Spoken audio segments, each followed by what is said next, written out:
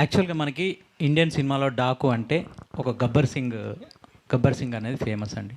అంటే మీరేమన్నా ఆ క్యారెక్టర్ తీసుకొని దాన్ని పాజిటివ్గా ఇలా ఫ్యామిలీ అలా ఏమైనా ప్లాన్ చేశారా? ఈ క్యారెక్టర్ రిఫరెన్స్ ఏంటి మీకు? అంత కష్టపడలేదండి. మామూలు డాకు అనే క్యారెక్టర్ తీసుకొని చిన్న రాబిన్ హుడ్ ఫార్మాట్లో ఉంటుంది. అంటే రిఫరెన్స్ ఏంటి సార్? అంటే ఈ క్యారెక్టర్ని మీరు తీసుకోవడానికి ఇదే రిఫరెన్స్ అండి. దీని తర్వాత దీని రిఫరెన్స్. ఇప్పుడు దాకా మన తెలుగులో డాకు రాలేదు కాబట్టి.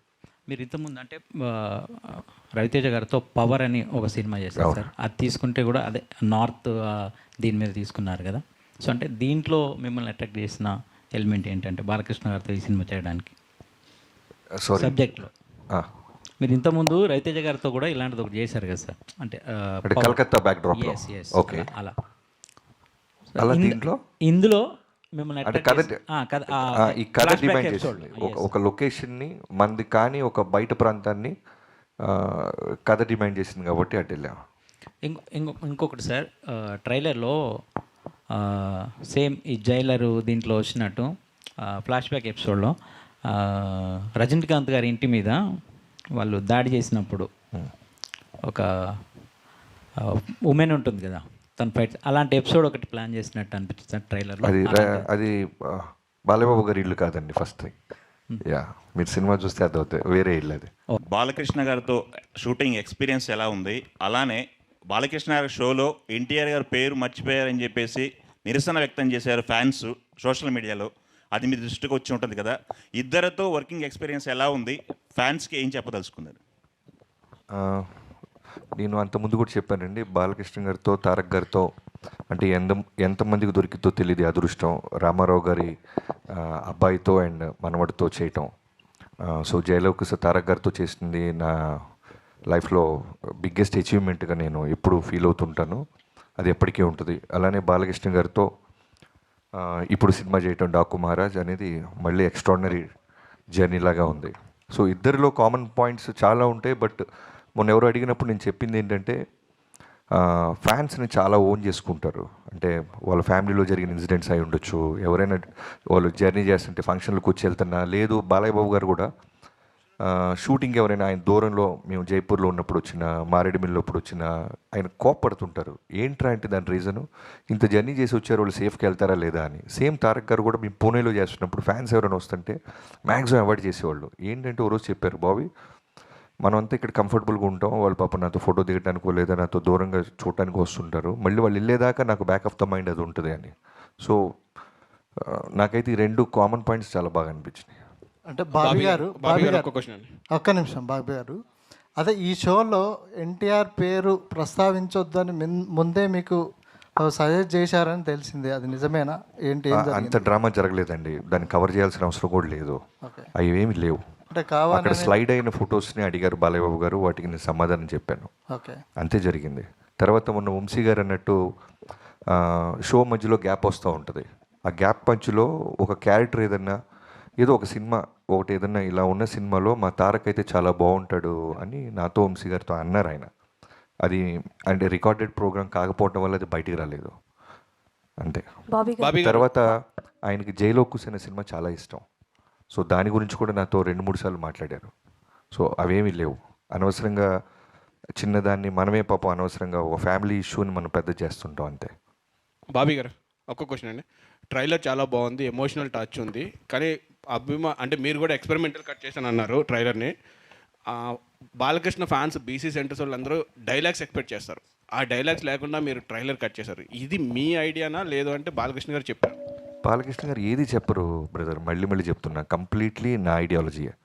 సినిమా ఎలా ఉండాలి, ఎలా అప్రోచ్ అవ్వాలి అని. సో ఫ్యాన్స్ దగ్గరికి తీసుకెళ్లే ముందు నేను చెప్తుంటాను కదా, ఫస్ట్ మన వంశీ గారికి చూపిస్తా. ఆయన రియాక్షన్ బట్టి నాకు అర్థమైపోద్ది. ఎందుకంటే అక్కడ ఉన్న ఫ్యాన్స్ కన్నా డై హార్ట్ ఫ్యాన్ అయినా, చాలా హార్డ్ కోర్. సో చూడంగానే నేను ఎక్స్పెక్ట్ చేసిందంటే ఈవెన్ డైలాగ్తో కూడా వర్షన్ ప్యారల్ రెడీ చేస్తున్నాను నేను. చూపించగానే వెంటనే ఏంటంటే అదిరిపోయింది గురు అన్నారు. గురు నువ్వు చూసేవా క్లియర్గా అన్న, అదిరిపోయింది గురు అన్నారు. డైలాగ్ లేదు అన్న, అవునా అవసరం లేదే చాలా బాగుంది, బాలయ్యబాబుతో ఇలా కొత్తగా వెళ్దాం అన్నారు. సేమ్ ఫ్యాన్స్ కూడా రిలీజ్ అవ్వగానే నేను చూస్తూ ఉన్నాను ట్విట్టర్ స్పేస్ అంతా, అందరూ కూడా చాలా చాలా పాజిటివ్గా అప్రిషియేట్ చేశారు. బాబీ గారు అండి, I think we can wind up with this question బా because సూపర్ సుమక్క జిందాబాద్. ఇది కూడా నా సుమక్క ప్రమేయం ఏమీ జిందాబాద్. లేదండి, సితారా వాళ్ళు చెప్పారు కాబట్టి నేను చేస్తున్నాను. బాబీ గారు ఈ ప్రోగ్రామ్ చూస్తూ తమన్ గారు చాలా రిలాక్స్డ్గా కీబోర్డ్ వాయిస్ ఉంటారు, అందుకనే మీరు పంపించేయాలి అక్కడ.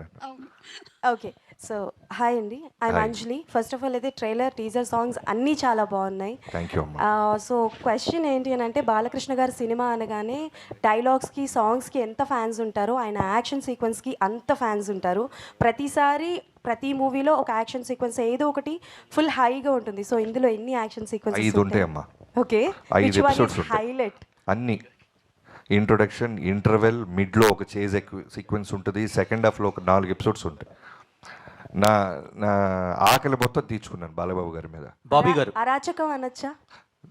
అంటే ఆడపిల్ల కాబట్టి ఇంక నేను బాబీ గారు హియర్ చెప్పలేకపోతున్నా. బాబీ గారు, బాబీ డియోల్ గారిని క్యాస్ట్ చేశారు కదా మీరు యానిమల్ తర్వాత తెలుగు ఫిలింలో. అవును. ఆయన చాలా ప్రామినెంట్ క్యారెక్టర్ ప్లే చేశారు యానిమల్లో.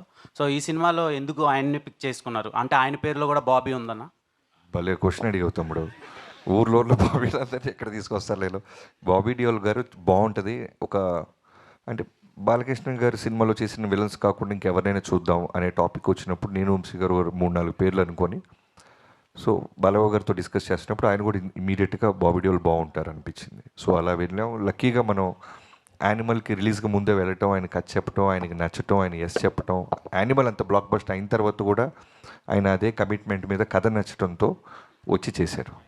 బాబీ గారు, thank you so much. Thank you so much. Last question, Bobby గారు, వన్ లాస్ట్ బాబీ గారు, మీ పేరండి? రవి. రవి గారు అడిగేదే ఇవాళ రవి గారు. చిట్ట చివరి క్వశ్చన్. బాబీ గారు అండ్ బాలయ్య బాబు గారు సినిమాలు చేస్తూ ఉంటే ఆయనకు ఏంటంటే ఒక ట్రెండ్ క్రియేట్ చేస్తుంటారు మధ్యలో. ఒక కంటిన్యూస్గా ఒక సినిమాలో ఒక వేలో చేసిన మనకి ఆయన సినిమాలు చూసుకుంటే సమరసింహారెడ్డి అవ్వచ్చు, తర్వాత మళ్ళీ లెజెండ్ అవ్వచ్చు, అఖండ, భగవంత్ కేసరి, మళ్ళీ ఆయన స్టైల్ మారింది కొంచెం. భగవంత్ మళ్ళీ ఇందులో కంప్లీట్ హై అండ్ యాక్షన్ ఫిలింలా కనిపిస్తుంది. అండ్ స్క్రీన్ ప్లే మెయిన్గా ఈ మధ్యన స్క్రీన్ ప్లే ఇంపాక్ట్ చాలా ఎక్కువ కనిపిస్తుంది. సో స్క్రీన్ ప్లే ఎలా ఉండబోతుంది? అండ్ బాలకృష్ణ గారు ఈ సినిమాలో మళ్ళీ ఒక కొత్త వేరియేషన్ ఏమన్నా కనిపిస్తుంది? యా, స్క్రీన్ ప్లే చాలా బాగుంటుంది. అండ్ బాలకృష్ణ గారు చాలా చాలా చాలా చాలా అందంగా ఉంటారు. చాలా సెటిల్డ్ పర్ఫార్మెన్స్ ఉంటుంది. చాలా గ్రౌండెడ్గా ఉంటారు. ఎక్కడ రియాక్ట్ అవ్వాలో అక్కడ రియాక్ట్ అవుతారు. సో కంప్లీట్గా బాలబాబు గారి సినిమాల్లో కావాల్సిన వోల్టేజ్ని చాలా సెటిల్డ్గా చెప్పాం. బాబీ గారు, థ్యాంక్ యూ అండి. Last question. Thank you so much. Sankranti అందరూ ఫ్యామిలీ అందరూ కూడా చూస్తారు కదా, సో యాక్షన్ ఉండొచ్చు, ఓవర్ యాక్షన్ ఉంటుందా? ఐ మీన్ ఎక్కువగా యాక్షన్ సీన్స్ ఉంటాయా, లేకపోతే ఫ్యామిలీ అందరూ కూడా కొంచెం ఎంటర్టైన్ అయ్యే యా, సీన్స్ మీరు ఉండొచ్చా? నైస్ క్వశ్చన్ మా. ఇప్పుడు మీరు చిన్ని చిన్ని సాంగ్ చూశారు కదా, అవును. కంప్లీట్గా ఓ చిన్న పాప దగ్గర నుంచి ఫ్యామిలీ మొత్తం ఎలా అయితే ఆ సాంగ్లో మేము చూపించామో, ఎలా అయితే మేము ప్రామిస్ చేస్తున్నామో, ఫిల్మ్ మొత్తం అలానే ఉంటుంది. అంటే మీరు యాక్షన్ కాకుండా హ్యూమర్ చాలా బాగుంటుంది, entertainment, extraordinary entertainment, elevations, and వీటన్నిటితో పాటు ఇంకా బ్యూటిఫుల్ ఎమోషన్తో వెళ్ళేటప్పుడు మనం ఇంటికి ఒక బ్యూటిఫుల్, ఓ సోల్ఫుల్ సినిమా చూసామే. ఓ సంక్రాంతికి అన్ని ఎలిమెంట్స్ వీడు చాలా తెలివిగా ఇరికిచ్చాడే, బంధించాడే, అన్ని ఫీలింగ్స్ మాకు ఇచ్చాడు, మా డబ్బులు మాకు వెనక్కి ఇచ్చాడు అనే ఫీలింగ్ ఉంటుంది. Thank you so much everybody.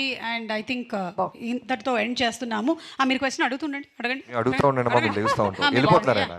అడగండి అడగండి. యానిమల్ మూవీకి ముందే బాబీ డియోల్ గారికి మీరు స్టోరీ చెప్పారు, దీనికి ముందే జరిగింది, నేను ఆల్రెడీ చేశాము అని చెప్పారు. సో ఆయన మీరు ఈ స్టోరీ చెప్పినప్పుడు ఆయన ఏమన్నారు? దీనికన్నా యానిమల్కి ముందే మీరు చెప్పారు కదా, అప్పుడు రియాక్షన్ ఏంటి బాబీ డియోల్ గారు? ఆయన రియాక్షన్ ఎస్ నేను చేస్తున్నాను అన్నారమ్మా.